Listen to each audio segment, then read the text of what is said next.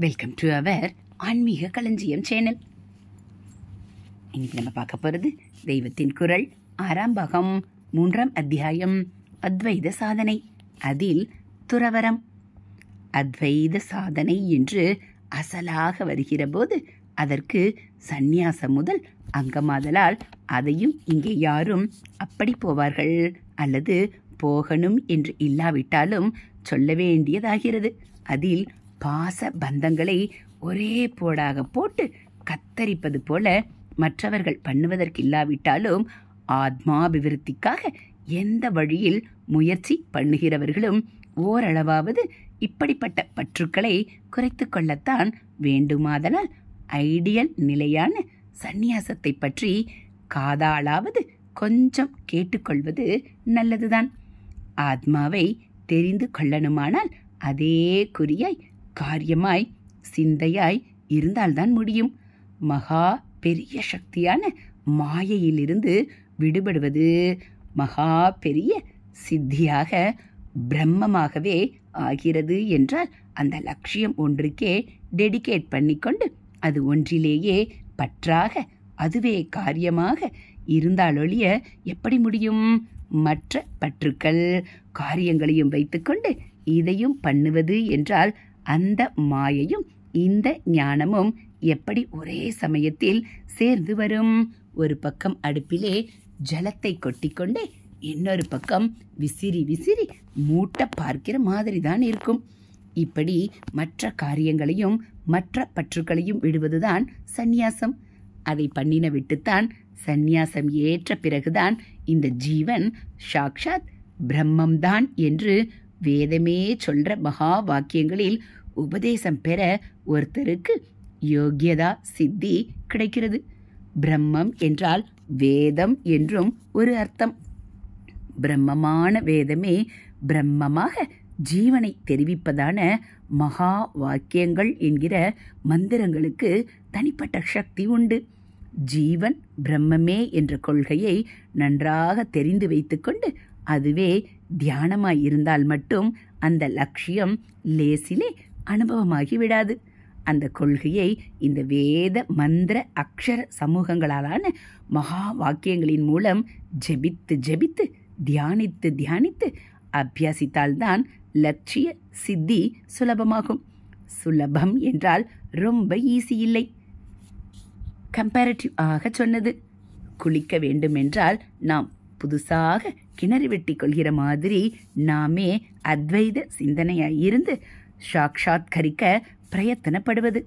வெட்டி வைத்த கிணற்றிலிருந்து இழுத்து கொள்கிற மாதிரி உபனிஷத் மகா வாக்கியத்தின் மூலம் அதே லட்சியத்தை அடைவது.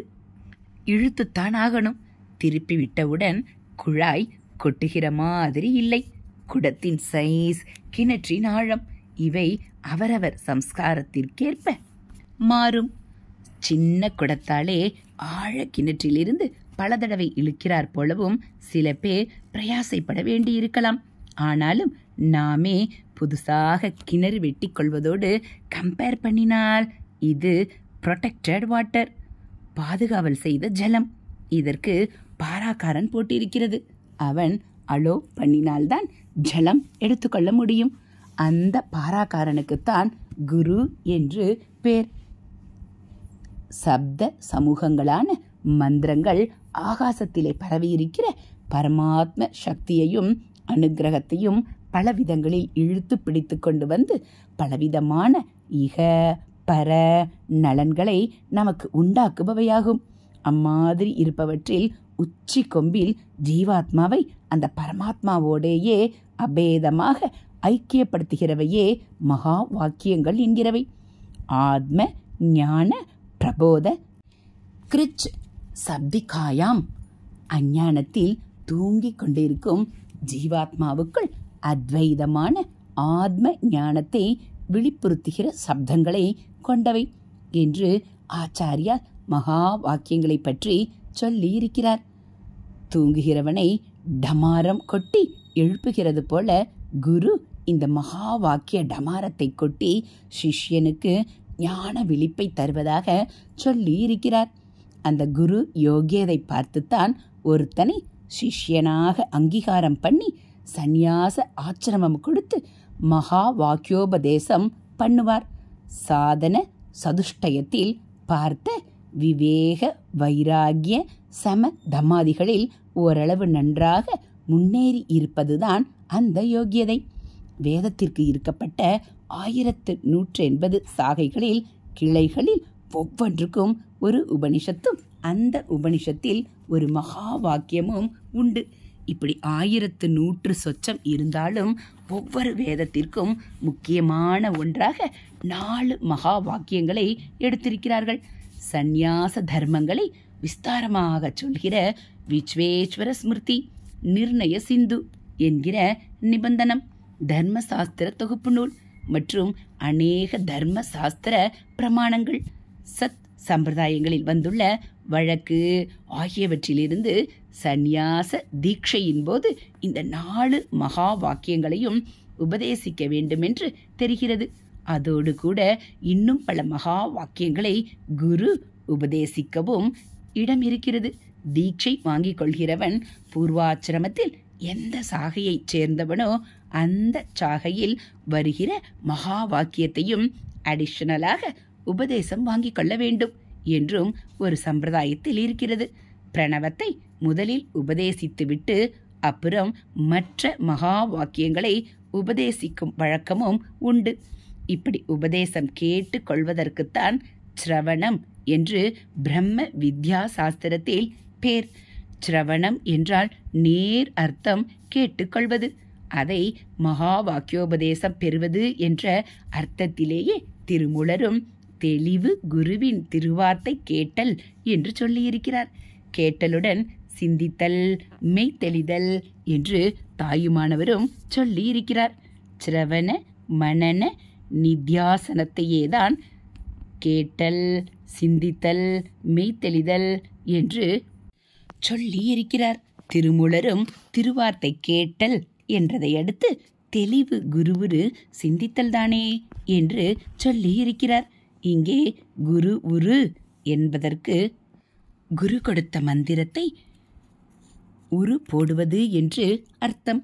உரு என்பதற்கு மந்திர ஜபம், அதாவது மனனம் என்றே இருக்கிற அர்த்தத்தை தான் இங்கே எடுத்துக்கொள்ள வேண்டும். ஏனென்றால் இந்த செய்யுளின் முதல் பாதத்திலேயே தெளிவு குருவின் திருமேனி காண்டல் என்று வந்துவிடுகிறது. திருமேனி என்பது உருவம்தானே.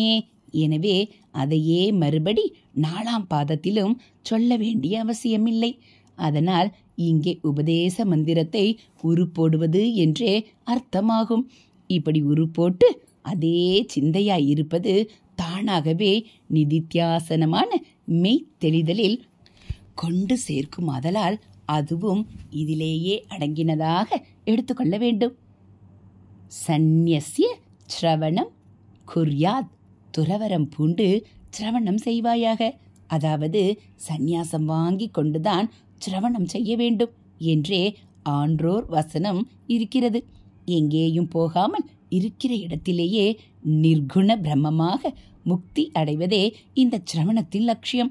இதற்கு கீழ்ப்பட்டதுதான் சூரிய கதியிலே பிரம்மலோகத்திற்கு உயிர் போய் சகுண பிரம்மத்தோடு சேர்வது.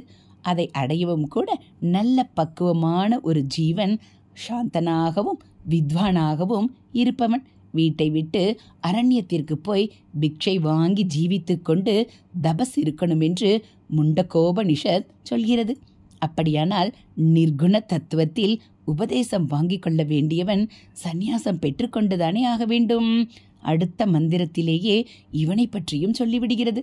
லோகத்தை எல்லாம் அவன் பரீட்சை பண்ணி பார்த்து இதிலே சகலமும் கர்மத்தில் கட்டுப்பட்டதாகவே இருக்கிறது. நம் லட்சியமான ஆத்மாவோ கர்மத்திற்கு அகப்படவே அகப்படாது. ஆகையால் சகல கர்மாவையும் விடுவோம் என்று தீர்மானிக்கிறான்.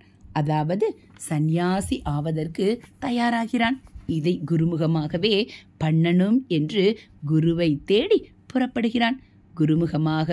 குருமுகமாகத்தான் என்று தெரிவிப்பதற்காக குரு ஏவ என்று உபனிஷத் சொல்கிறது. விஷயமெல்லாம் தெரிந்த சாஸ்திரஞனும் கூட தானே சுதந்திரமாக பிரம்ம ஞானம் அடைந்து விடலாம் என்று முயற்சி பண்ணக்கூடாது என்று தெரிவிக்கவே குரு ஏவ போட்டது என்று ஆச்சாரியால் விளக்கியிருக்கிறார். அந்த உபனிஷத்திலேயே பின்னாடி ஒரு இடத்திலே ஏதோ ஆத்ம விஷயத்திலே பூஞ்சையாக இருக்கிறவனாலேயும் பிரமித்து நிற்கிறவனாலேயும் தான் ஆத்மாவை அடைய முடியாது என்றில்லை. அலிங்கனாக, அதாவது அதற்குரிய அடையாளம் இல்லாதவனாக இருக்கும் வரை தபஸ் பண்ணுகிறவனால் கூட அதை அடைய முடியாதுதான் என்று வருகிறது. அலிங்கம் என்பது சந்நியாசம் வாங்கி கொள்ளாமல் இருப்பதுதான் என்று ஆச்சாரிய பாஷ்யம். பிரகதாரண்யகத்திலும் ஆத்மலோகத்தை இச்சிக்கிறவன் இகலோகத்து வீட்டை விட்டு சந்நியாசியாக புறப்படுகிறான். ஏனென்றால் பூர்வ காலத்தில் ஆத்ம வித்யை அபியசித்த வித்வான்கள் அப்படித்தான். பிள்ளைக்குட்டி ஆசை, சொத்து ஆசை, தேவலோகங்களை அடையும் ஆசை எல்லாவற்றையும் தூக்கி எறிந்துவிட்டு பிச்சைக்கார ஆண்டியாக புறப்பட்டு போனார்கள் என்று சந்நியாச குவாலிஃபிகேஷனை விதித்திருக்கிறது. எதிலேயும் அபிப்பிராய பேதம் மாதிரி ஒன்று வருவது, அப்புறம் பேதமில்லை என்று சமாதானம் பண்ணுவது என்று சில சமாச்சாரம் வரத்தான் செய்யும். அப்படி இந்த பிரகதாரண்யகத்திலேயே இதற்கு முன்னாடி ஒரு இடத்தில் ஆத்மானம் விதித்வா, அதாவது ஆத்மாவை தெரிந்து கொண்டு பிள்ளைக்குட்டி ஆசை, சொத்து ஆசை, பரலோகங்களில் ஆசை முதலானதை தூக்கி போட்டுவிட்டு ஆண்டி பிச்சைக்காரர்களாக ஓடுகிறார்கள் என்று இருக்கிறது. ஆத்மாவை தெரிந்து கொண்டு என்றால் ஆத்ம ஞானம் சம்பாதித்து கொண்ட பிறகு என்றுதானே தோன்றுகிறது. சம்பாதித்து கொள்வதற்காகவே, அதாவது அதற்கு முந்தி சந்நியாச தகுதியை வைத்திருப்பதாக சொன்னதற்கு மாறாக ஞான சம்பாதனைக்கு அப்புறமே சந்நியாசம் என்றளவா இங்கே இருக்கிறது. இப்படி கேள்வி வருகிறது. ஊன்றி பார்த்தால் பதில் கிடைக்கிறது.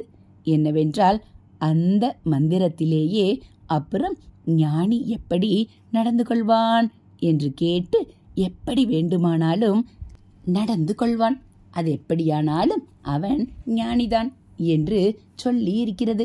அதாவது அவனுக்கு இதுதான் விதி, இப்படித்தான் இருக்கணும் என்ற சாஸ்திர கட்டுப்பாடு எதுவும் இல்லை என்று அர்த்தம். அப்படிப்பட்டவன் சாஸ்திரோக்தமான 4 ஆச்சிரமங்களில் கடைசியான சந்நியாசத்தை ஸ்வீகரிக்க வேண்டும், ஏற்க வேண்டும் என்பது பொருத்தமில்லைதானே. ஆனபடியால் ஆத்மாவை தெரிந்து கொண்டு என்பதற்கு அனுபவத்தில் தெரிந்து கொண்டு என்று அர்த்தம் பண்ணிக்கொள்ளாமல் புத்தியினால் தெரிந்து கொண்டு என்று பண்ணிக்கொண்டால் சரியாகிவிடும். அத்வைத சாஸ்திர விஷயங்களை படித்தும் கேட்டும் அது சத்தியந்தான் என்று புத்தியில் உறுதியாக தெரிந்து கொண்டவன் ஆசைகளை தூக்கி போட்டுவிட்டு சந்நியாசியாகிறான் என்பதே இங்கே சொல்லியிருப்பதென்று தெளிவுபடும். எனக்கு பூர்ண கும்பம் கொடுக்கிற போது உங்கள் அகத்து கல்யாணம் கார்த்திகைகளில் ஆச்சாரிய சம்பாவனை பண்ணுகிற போது கூட ஒரு மந்திரம் சொல்கிற வழக்கிருக்கிறதே. அதில் சந்நியாச யோகத்தினால் யோகாத் அந்த கரணம் சுத்தமானவர்கள் என்று ஞானியை பற்றி சொல்லியிருக்கிறது.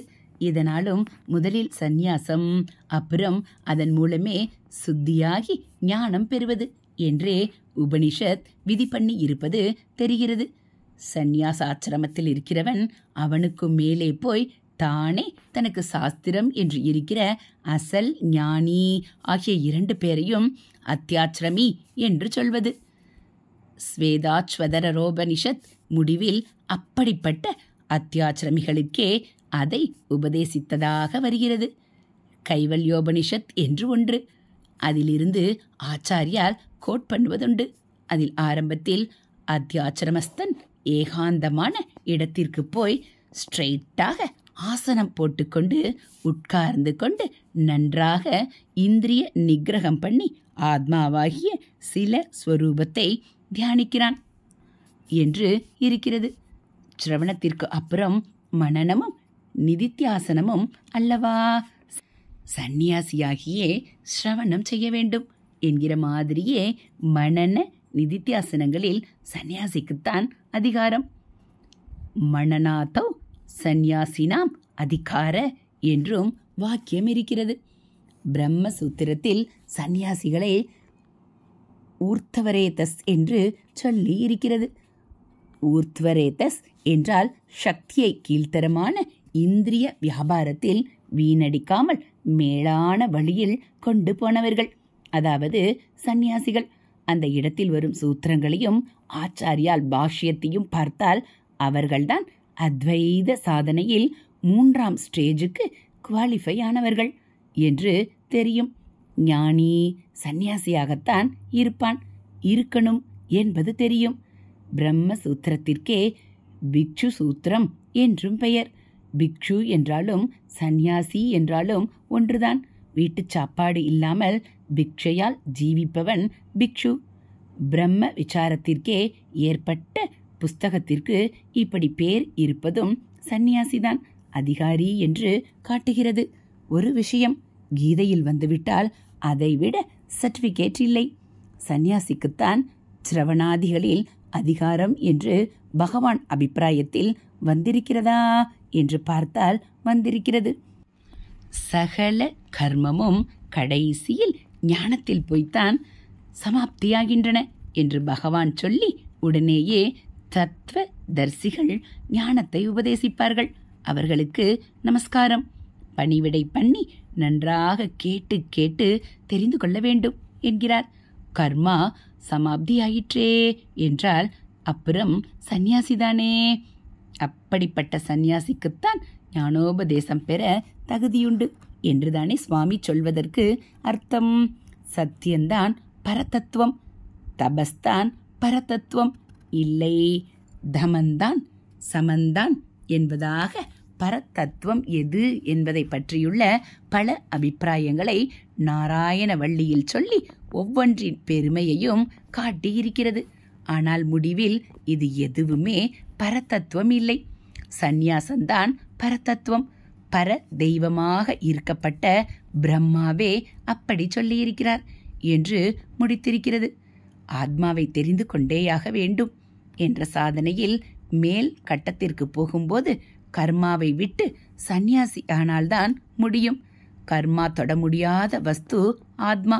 அதை அதே விசாரமாக தியானித்து தியானித்து அப்புறம் அந்த தியான கர்மாவும் நின்று போய் விடுகிற நிலையில்தான் தெரிந்து கொள்ள முடியும். கர்மாவும் பண்ணிக்கொண்டே தியானமும் வைத்துக் கொள்கிறேன் என்றால் சரியாக வராது.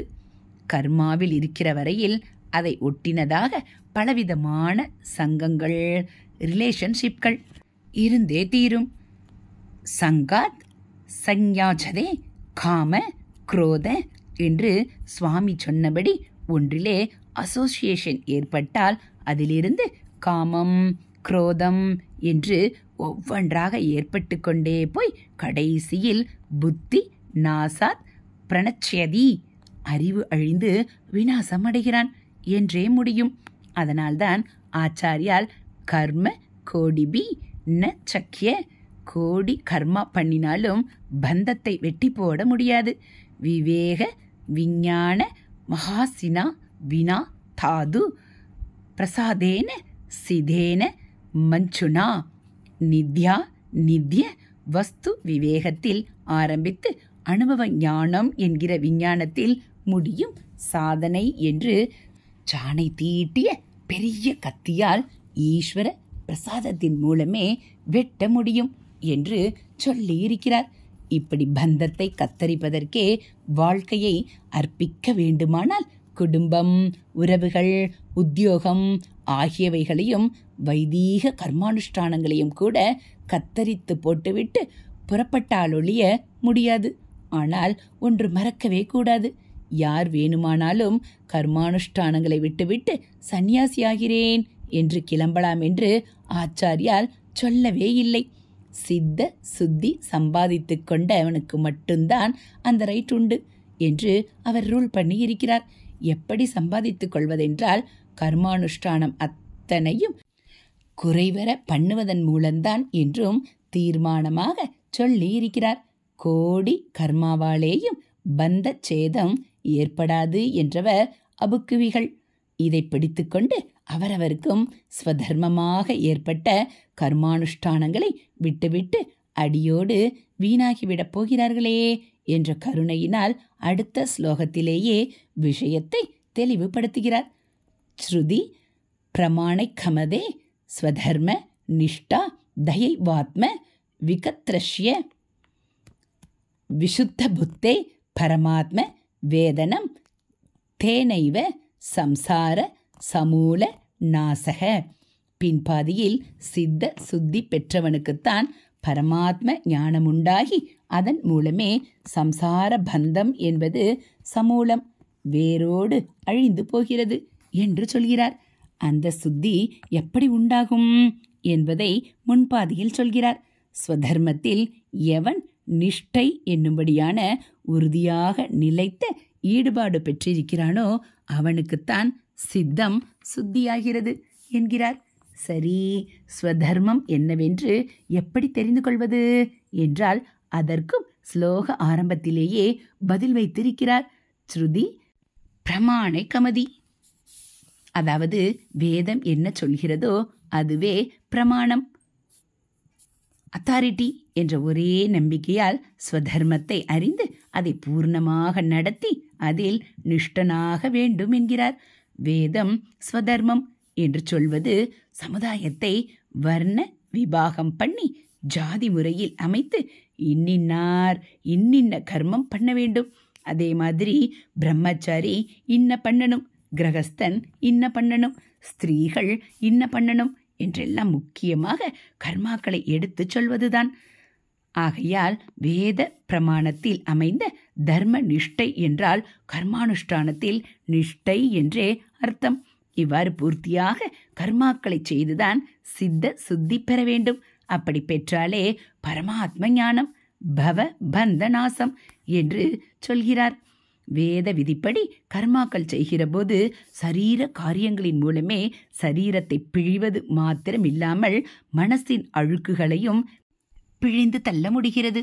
அப்புறம் கர்மாக்களை நிறுத்திவிட்டு மனசின் காரியமான தியானத்திலேயே போய் அதற்கும் அப்புறம் அதுவும் நின்று போன ஞான நிலையை அடையணும்.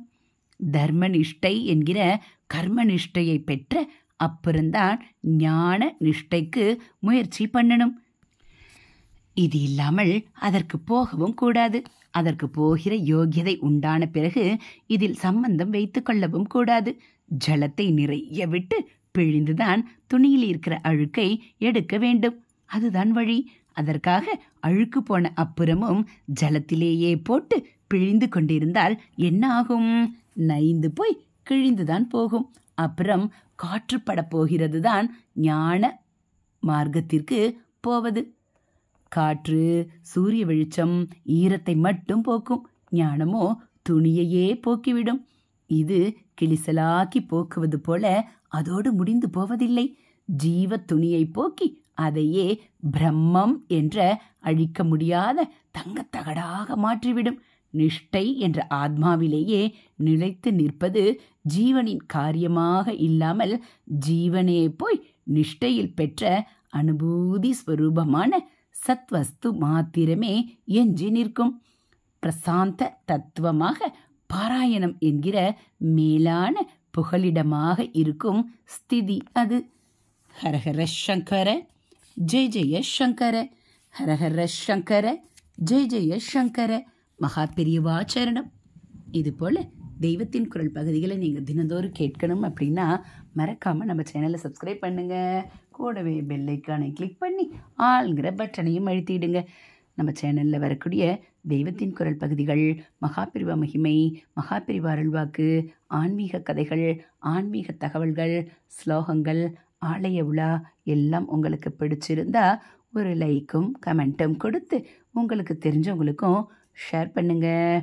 ஹரஹர சங்கர ஜெய ஜெய சங்கர, ஹரஹர சங்கர ஜெய ஜெய சங்கர.